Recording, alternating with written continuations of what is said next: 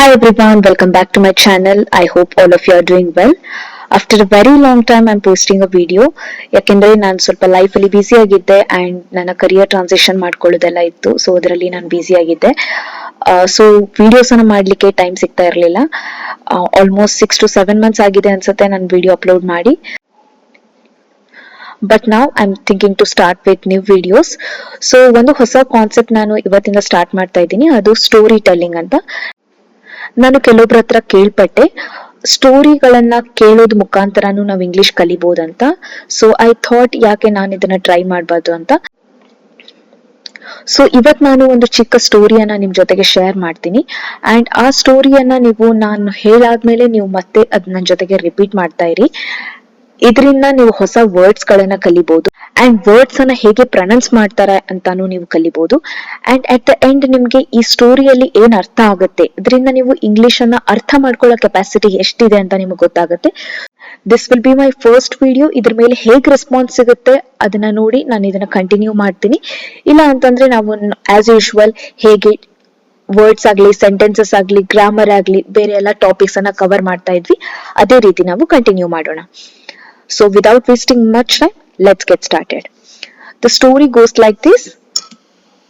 The Moonlight Messenger. Okay, so the story is about Moonlight Messenger. ನಾನು story slow ಆಗಿ ಓದ್ತಾ ಹೋಗ್ತೀನಿ and ಅದನ್ನ ನೀವೇ ಅರ್ಥ ಮಾಡ್ಕೊಳ್ಬೇಕು. ತುಂಬಾ ಸ್ಲೋ ಆಗಿ ಓದ್ತೀನಿ, ನೀವು ರಿಪೀಟ್ ಮಾಡ್ತಾ ಹೋಗಿ ಅಂಡ್ ನೀವು ಅರ್ಥ ಮಾಡ್ಕೊಳ್ತಾ ಹೋಗಿ. ಲಾಸ್ಟ್ ಅಲ್ಲಿ ಇದರಲ್ಲಿ ಬಂದಿರುವಂತ ಎಲ್ಲ ವರ್ಡ್ಸ್ ಅನ್ನ ನೀವು ಕಲಿಬಹುದು, ಅದ್ರ ಮೀನಿಂಗ್ ಅನ್ನ ನಾನು ಹೇಳ್ತೀನಿ. ಬಟ್ ಸ್ಟೋರಿ ಏನ್ ಅರ್ಥ ಇದೆ, ಮಾರಲ್ ಆಫ್ ದ ಸ್ಟೋರಿ, ಇದರಿಂದ ನಿಮ್ಗೆ ಏನ್ ಅರ್ಥ ಆಗುತ್ತಂತ ಅದನ್ನ ನೀವು ಕಮೆಂಟ್ ಸೆಕ್ಷನ್ ಅಲ್ಲಿ ಹೇಳ್ಬೇಕು. I hope this is good. Let's get started. In a quiet village surrounded by whispering forest, there lived a young girl named Elara. Every night she sat by her window gazing at the silvery moon. But one evening, something peculiar happened. A letter fluttered down from the sky, glowing faintly in the moonlight. The letter read, "Dear Elara, I am the Moonlight Messenger. Every 100 years, I choose one person to deliver secret messages between the stars. Tonight, it's your turn." Elara's heart raced with anticipation. She followed a trail of luminescent fireflies that led her to the old oak tree at the edge of the forest. There, a mysterious owl awaited, wearing a tiny golden crown. "Your first mission," the owl said in a deep, melodic voice, "is to deliver this crystal to the star of dawn before the night ends. But be aware, the shadows of forgetting will try to stop you."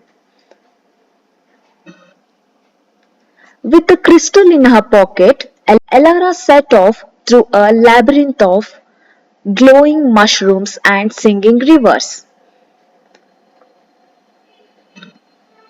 The shadows appeared, their forms shifting like smoke, whispering doubts into her ears. But Elara remembered the letter's words and walked on with unyielding courage. As the first light of dawn touched the sky, she placed the crystal into the star's hands. The star smiled and said, "You have brought a light where there was fear." From that day forward, Elara carried moonlight in her eyes and courage in her heart, ready for the next letter. So ಈ story ಮೂಲಕ ನಿಮಗೆ ಏನ್ ಅರ್ಥ ಆಯ್ತು ಅಂತ ನೀವು comment section ಅಲ್ಲಿ ತಿಳಿಸಬಹುದು. ಆದಷ್ಟು ಇಂಗ್ಲಿಷ್ ಅಲ್ಲಿ ಹೇಳಲಿಕ್ಕೆ ಟ್ರೈ ಮಾಡಿ. ಆಗ್ಲಿಲ್ಲ ಅಂದ್ರೆ ನಿಮ್ ಕನ್ನಡದಲ್ಲಿ ನಿಮ್ಗೆ ಏನ್ ಅರ್ಥ ಆಗಿದೆ ಅಂತ ಅದನ್ನೇ ನೀವು ಹೇಳ್ಬೋದು. ಸೊ ಈ ಸ್ಟೋರಿಯಲ್ಲಿ ಬಂದಿರುವಂತ ಏನೇನ್ ವರ್ಡ್ಸ್ ಇದೆ, ಈ ವರ್ಡ್ಸ್ ಮೀನಿಂಗ್ ಅನ್ನ ನಾವು ನೋಡೋಣ. ವಿಸ್ಪರಿಂಗ್ ಅಂದ್ರೆ making a soft quiet sound, ಅಂದ್ರೆ ಒಂದ್ ಕಿವಿಯಲ್ಲಿ ಗುಟ್ಟನ್ನ ಹೇಳುವಾಗ ಎಷ್ಟು ಸ್ಲೋ ಆಗಿ ಹೇಳ್ತೀವಲ್ಲ, ಸೊ ಸ್ಲೋ ಆಗಿ ಹೇಳೋದನ್ನ ವಿಸ್ಪರ್ ಅಂತ ಹೇಳ್ತೀವಿ. ವಿಸ್ಪರ್ ಇನ್ ಮೈ ಇಯರ್ಸ್ ಅಂದ್ರೆ ನನ್ನ ಕಿವಿಯಲ್ಲಿ ಹೇಳು, ಸ್ಲೋ ಆಗಿ ಹೇಳು ಅಂತ ಹೇಳಲಿಕ್ಕೆ ವಿಸ್ಪರ್ ಅಂತ ಹೇಳ್ತೀವಿ. ಸಿಲ್ವರಿ ಅಂದ್ರೆ shiny, tale like a silver ಅಂದ್ರೆ ಶೈನಿ ಆಗ್ತಾ ಇರೋದು. ಪೆಕ್ಯುಲಿಯರ್ ಅಂದ್ರೆ ಸ್ಟ್ರೇಂಜ್ ಅಥವಾ ಅನ್ಯೂಶುವಲ್ ಅಂದ್ರೆ ನಾರ್ಮಲ್ ಆಗದೆ ಇರುವಂತದ್ದು, ಅನ್ಕಾಮನ್ ಅಂತ ಹೇಳ್ತೀವಲ್ಲ ಆ ತರ. ಫ್ಲಟರ್ಡ್, ಮೂವ್ಡ್ ಲೈಟ್ಲಿ ಅಂಡ್ ಕ್ವಿಕ್ಲಿ. ಫ್ಲಟರ್ಡ್ ಅಂದ್ರೆ ಸ್ಲೋ ಆಗಿ, ಫಾರ್ ಎಕ್ಸಾಂಪಲ್ ಒಂದು ಫೆದರ್ ಏನಾದ್ರೂ ಮೇಲಿಂದ ಕೆಳಗಡೆ ಬೀಳ್ತಾ ಇರುವಾಗ ಎಷ್ಟು ಸ್ಲೋ ಆಗಿ ಬರುತ್ತಲ್ಲ, that kind of thing. Anticipation ಅಂದ್ರೆ excitement about something that will happen, ಅಂದ್ರೆ ತುಂಬಾ ಉತ್ಸಾಹದಿಂದ ಇರೋದು, ಏನು ಆಗುತ್ತೆ ಅಂತ ಎಕ್ಸೈಟ್ಮೆಂಟ್ ತೋರಿಸೋದು. Luminescent, glowing in the dark ಅಂದ್ರೆ ಲುಮಿನಿಸೆಂಟ್ ಅಂದ್ರೆ ಹೊಳಪು ಅಂತ ಅರ್ಥ. ಲುಮಿನಸ್ ಅಂತ ಕೇಳಿದ್ದೀರಲ್ಲ, ಲುಮಿನಸ್ ಅಂದ್ರೆ ಹೊಳಪು ಅಂತ ಅರ್ಥ. Melodic, pleasant and musical sound. Melodic ಇದು ಹೇಳ್ತೀವಲ್ಲ ನಾವು, your voice is so melodious ಅಂತ, ದಟ್ಸ್ ವಾಟ್ ಇಟ್ ಈಸ್.